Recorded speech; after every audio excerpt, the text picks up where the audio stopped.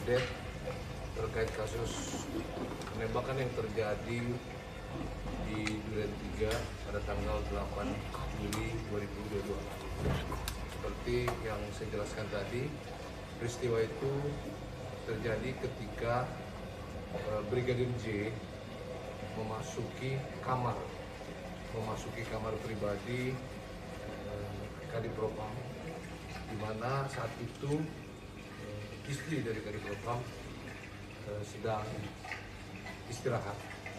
Kemudian Brigadir J melakukan tindakan pelecehan dan juga menodongkan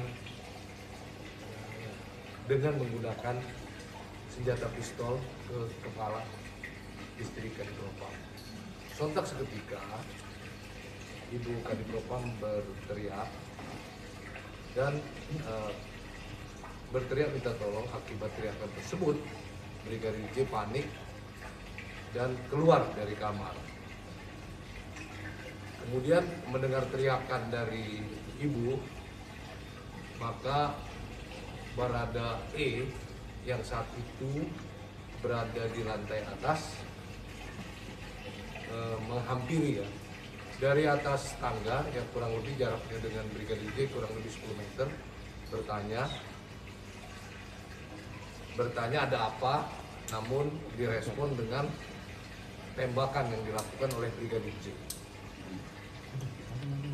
Akibat tembakan tersebut terjadilah saling tembak dan berakibat Brigadir J meninggal dunia. Dari hasil olah TKP dan pemeriksaan keterangan saksi dan alat bukti di TKP, ada 7 proyektil yang dikeluarkan dari Brigadir J dan 5 proyektil yang dikeluarkan dari Brigadir J. Kami sampaikan bahwa saat ini Brigadir J jenazahnya sudah dibawa kembali ke keluarganya, dan tentu proses lanjut untuk mengetahui kasus ini terus berjalan. Kasus ini ditangani oleh Polres Jakarta Selatan. Perlu kami sampaikan bahwa tindakan yang dilakukan oleh Barada E adalah tindakan untuk melindungi diri dan untuk melindungi diri ya karena ancaman daripada Brigadir J itu sendiri. Kemudian yang perlu kami sampaikan, setelah kejadian saat itu Kadipropam tidak berada di rumah. Ibu Kadipropam menelpon, kemudian setelah beberapa saat Kadip datang dan menghubungi Kapolres Jakarta Selatan, dan selanjutnya dilakukan olah TKP. Pak, sebenarnya kalau dari Brigadir J sendiri, Brigadir J dengan Barada E itu statusnya apa sih Pak di situ Pak? Dua-duanya merupakan staf atau bagian dari Dipropam Mabes Polri. Tapi katanya ada yang supir pribadi, itu supir pribadinya tuh siapa, dan supir pribadinya ibu atau supir pribadinya? Brigadir J drivernya ibu, sedangkan Barada E merupakan ADC dari Pak Kadip. Tapi selain dari ibu dan juga Brigadir Barada E di situ, ada yang lain juga ya Pak? Nggak Pak, pada saat kejadian ada orang lain juga nggak? Saksi lain ya? Ya nanti kita dalami lagi ya Pak, ada. Tapi saat itu yang langsung di situ adalah Barada E, Brigadir J dan ibu. Apakah ada rekaman CCTV Pak? Nanti kita tanyakan kembali apakah ada CCTV. Pak, apakah anggota yang berpangkat Barada itu diperkenankan untuk menggunakan senpi? Ya, dia ditugaskan untuk pengamanan. Jadi Barada itu tugasnya adalah melakukan pengamanan terhadap keluarga. Pak, yang melatar belakangi adanya serangan ini adalah apa ya Pak? Bukan serangan. Jadi ini bukan serangan, tapi pembelaan ya. Jadi Barada itu melakukan pembelaan ketika mendapat ancaman ya dengan dari Brigadir J dengan tembakan. Jadi bukan menodong, tetapi sudah melakukan penembakan terhadap Baradae. Sehingga Baradae untuk melakukan pembelaan, dia melakukan tembakan balasan.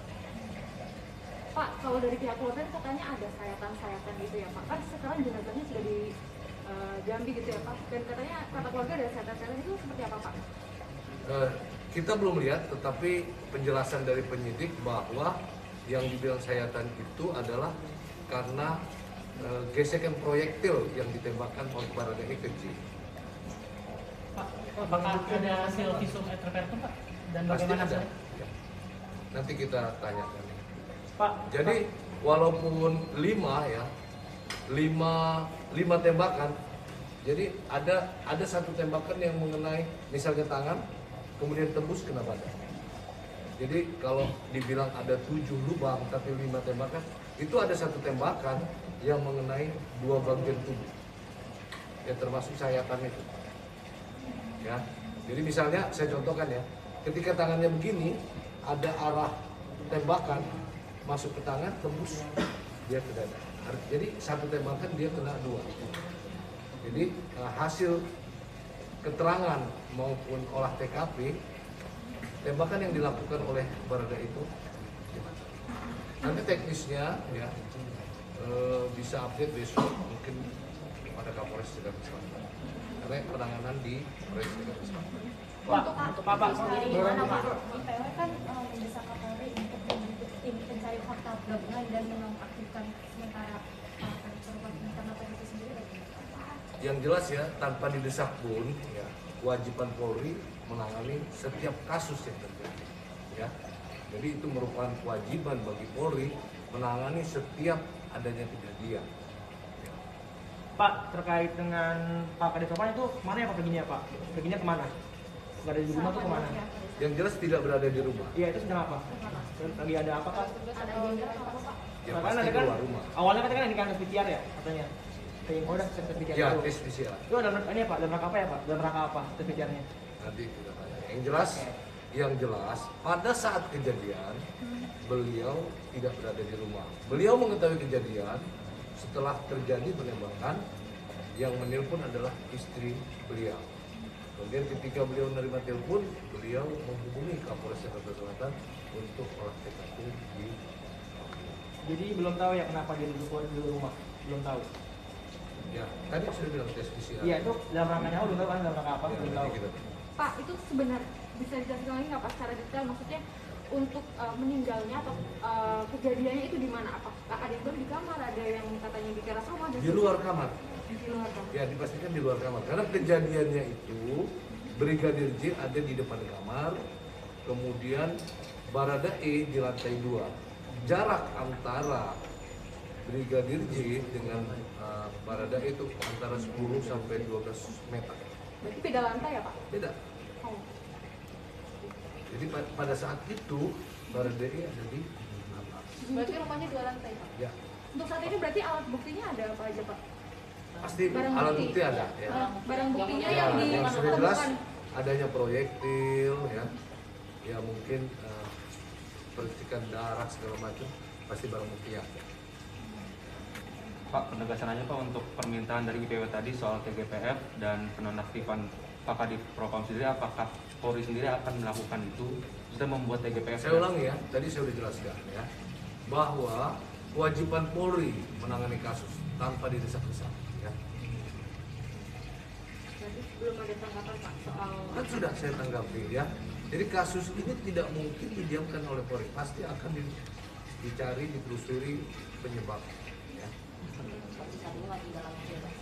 Ya kalau motif Baradae melakukan penembakan karena membela diri, ya ketika dia mendapat ancaman dari Brigadir J, bukan ancaman penodongan saja, tapi dengan tembakan, ya tentu dia akan melindungi dirinya. Jadi untuk memastikan dulu Pak Setan ini berarti berdasarkan dari Hasil olah TKP.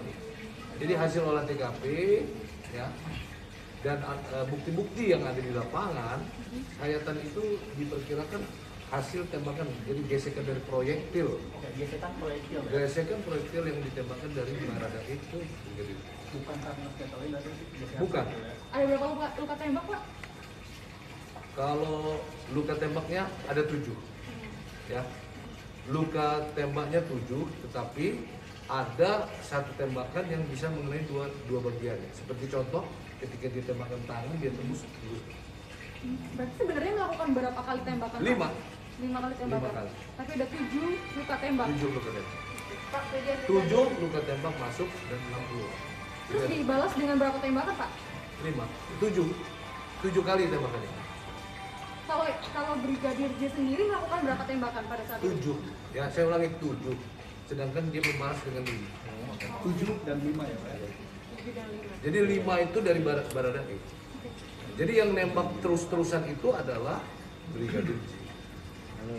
Berarti pada saat melakukan baku tembak itu ibu lagi di mana, Pak? Di dalam kamar. Dalam kamar. Jadi ketika berteriak, ya, Brigadir J keluar. Nah, teriakan itu kan didengar oleh ya Baradae keluar. Ada apa Bang? Dijawab, bukan dijawab tapi direspon dengan tembak. Oke, hingga saat ini Baradae statusnya sebagai apa Pak? Apakah masih sebagai dia atau seperti apa? Saat ini ya kita masih lakukan pemeriksaan. Statusnya kita belum. Untuk Baradae Karena posisinya adalah siapapun ya yang mendapat ancaman seperti itu pasti akan melakukan pembelaan. Ya. Jadi bukannya melakukan perbuatan karena motif lain, motifnya adalah membela diri dan membela ibu. Jadi makanya untuk Baradae sendiri sebenarnya tugasnya itu apa sih Pak? Kalau Ini yang disampaikan tadi ya, dia ditugaskan untuk keamanan adik dan keluarga. Jadi memang sepertinya seperti itu. Kalau tujuan Brigadir J di lokasi apa ya, Pak? Kalau di lokasi, Pak? Itu sudah almarhum. Ya. Tapi saya sudah sampaikan tindakan yang dilakukan adalah melakukan pelecehan dan menodong. Ya kira-kira. Pak, kejadian ini kan hari Jumat, betul ya Pak? Nah, kalau baru Sabtu, Minggu, nah hanya hari Senin gitu Pak, informasinya kami mendapatkan gitu. Gimana? Kan hari Jumat gitu, kenapa pada informasi ini apa ramai? Kita lakukan pemeriksaan, ya. Kita lakukan surat. Pak, izin konfirmasi Pak, keterangan keluarga apakah benar sempat pihak keluarga itu tidak diperkenankan untuk melihat jenazah Pak? Izin konfirmasi. Tidak Pihak keluarga diperkenankan oleh sempat- siapa?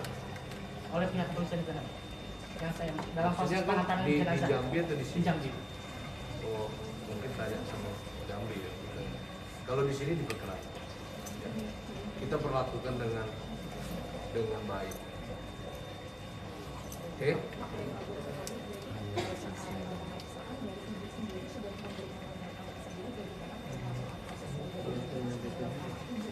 Ya, jadi hasil olah TKP dan keterangan serta alat bukti yang ada di lapangan. Tentu keterangan siapa? Ya keterangan dari ibu dan juga keterangan dari Baradae.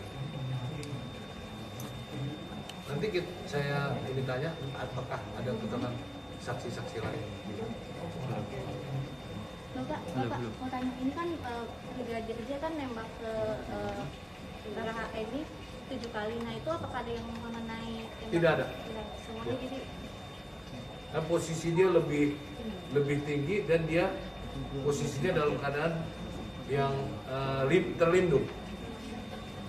Pak, kalau kondisi ibu sendiri untuk saat ini seperti apa, Pak? Kami belum tahu kondisinya.